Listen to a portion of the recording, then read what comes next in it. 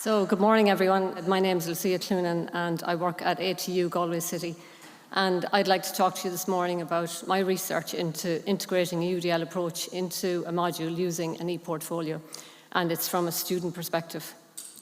So the first thing I did was I did a literature review in relation to UDL to see where it was at. And while there are a lot of articles out there in relation to UDL principles, there's very little in relation to UDL practice from a student perspective. So I'm hoping that my implementation will help address this gap. I'd like to introduce you to my students. Some of my students there in the lab. They are the BBS in Marketing and Sales Year 4, and there are 56 students in that group. They studied a brand management module last September to Christmas, so September to December 21.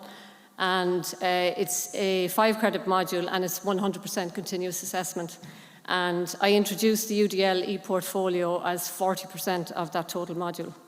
So I decided to focus on 2 UDL principles: multiple means of engagement and multiple means of action and expression. And I'll go through give you some examples of the tasks further on.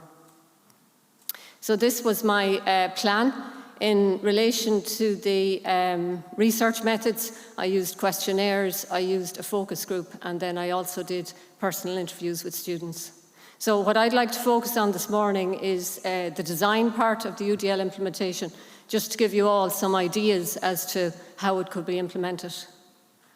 So the first thing I did with the students was a needs analysis, and that was really important because although I had all these plans in my head, I needed to know where they were at in relation to their knowledge of UDL and in relation to their capability of reflection.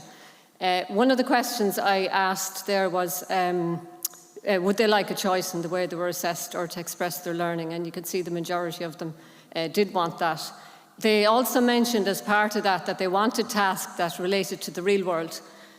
So that was incorporated later on too. A lot of information on this one, but I just wanted to give you a flavour of the draft design that I came up with before I presented it to students. So you can see on the left-hand side there, we have a number of components, then the options I gave them for action and expression, and finally then in the next column, the principles that I applied. So the first task I asked them to do was an individual task. So I asked them how would they represent themselves as a brand.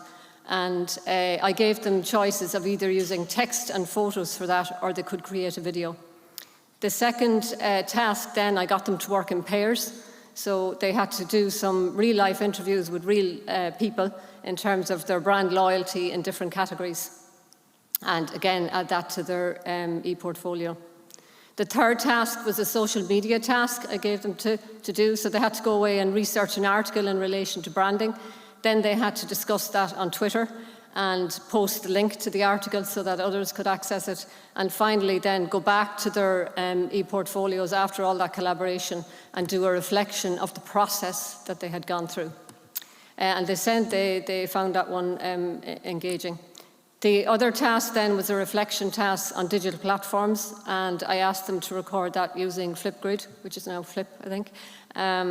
That's a video app. The next one then, I organised them into groups of 4, so they had to do a brand audit for me. And then the peer assessment, they had to correct another group's project. And finally then, they had to go back to their ePortfolio and do a reflection of the process of the peer assessment that they went through. And there was also, I designed a digital badge for that one, and it was really important to the students because they voted for the best project in terms of their peers. And the last thing then was I did a review of the design and content of the ePortfolio, and again there was a digital badge award for that. So that's just to give you some idea in relation to the tasks. So all things going well, I presented the plan to the students and they had different ideas. So they basically said there were too many tasks on it, so we reduced the number of tasks from 6 to 5. And they also wanted other options for expression. In the second task I got them to do, the interview task, and they wanted an option there of Microsoft Teams recording because they were used to using it from the online learning during COVID. So we added that. And then they felt the workload was too high in the interview task, so we took the number of interviews down from 4 to 3. So together we decided on the plan, and I suppose what was feasible within the time frame that we had, and also obviously to meet the learning outcomes of the module itself. So in terms of how it went then in terms of learner impact, in relation to the bio task there, you can see that the majority of them chose the text and the photos to represent themselves. And when I asked them in relation to the video, they said it was perceived as easier to do the text and photos than a video. And you can see there student B found it engaging because they said it allowed them to put their own twist on it. They also mentioned that the bio task, they felt it was a worthwhile one to do because it was relevant to them now, but also when they graduate and for their prospective employers. The e-learning platform I used was PebblePad, and why I like PebblePad is the students take the license with them. So they have that license for life now, even after they have graduated. This is an example of Ruby's page, so just her bio. So one of her hobbies is to play the piano. So you can see there she included a short video of her playing the piano. And the other one there is a poster that she created in second year for the Yoga Society. The second task then, the interview task, not surprisingly here, majority of them chose the Teams recording because that's what they had asked for as an option for expression. You can see there up at the right, in terms of scaffolding, I would have provided them with training in terms of Adobe Audition software. Adobe Audition software, it's audio editing software, but you can see there student 12 thought it looked complicated, so they went back and used an audio app on their iPhone instead. Again, some examples here.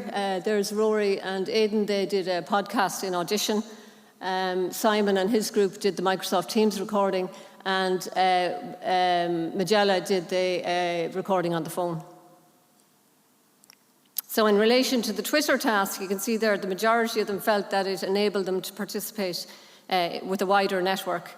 It came up in the personal interviews, but it also came up in the focus group as well, that they felt, as well as posting on Twitter, that they should be posting on LinkedIn as well, because that's where their prospective employers would be. The other thing they mentioned on the Twitter task, which I kind of didn't think about at the time, they said that it was really useful afterwards for other assessments and other modules because they had a repository of over 50 articles, branding articles to go back to. In relation to the peer assessment, the majority of them felt that it encouraged them to reflect more on their own projects. And you can see comments there from student K. Two important things on the peer assessment that came out from the focus group and interviews. One was that I gave them a very detailed rubric to correct another group's project. And the second thing was that we had anonymous marking so that they didn't feel guilty if they had to give, someone they knew a low mark. So in relation to the wider UDL recognition, Colin is here with us. Colin, give a wave there. Colin Tierney is our UDL facilitator at ATU Galway City, and he organises the Lunch and Learn, where colleagues get together and we share practice in relation to UDL.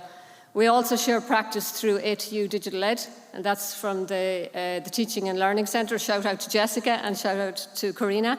That's an annual event, and we have publications from that. We also have, in the university, we have a PebblePad pilot group, which I'm a member of as well, and we encourage the implementation of UDL through that.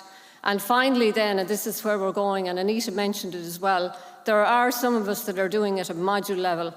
We are now taking that to programme level. So there are at least 4 members of the BBS in Marketing and Sales programme team that have completed the badge. So that's our aim, and we had programmatic review this year in ATU Galway City, and again it was something that the panels were complimentary on, was our inclusion in terms of UDL. Future plans then, and my clock is ticking away there. I would definitely continue the needs analysis. You need to know where the students are at before you come up with all your plans, and to help them set their goals. Peer assessment worked very well. I would expand that. Feedback tools, I would have given them a lot of text feedback, but I think audio feedback might be good to introduce there as well.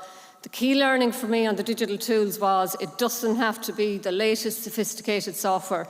A simple free-to-use app might do the same job and meet the learning outcomes as well. And finally then, incorporate UDL through ePortfolios in earlier. I did it with 4th year, but I'm delighted to say the Teaching and Learning Centre has obtained funding and we're rolling it out to year 3 in January 2023, so I'm delighted about that. And with 10 seconds to go, just to thank my students so much. Without them, the research wouldn't be there. the Teaching and Learning Centre in ATU Galway that gives us huge support every year. And finally, with 1 second to go, all of my colleagues who help me on a daily basis. Thank you very much.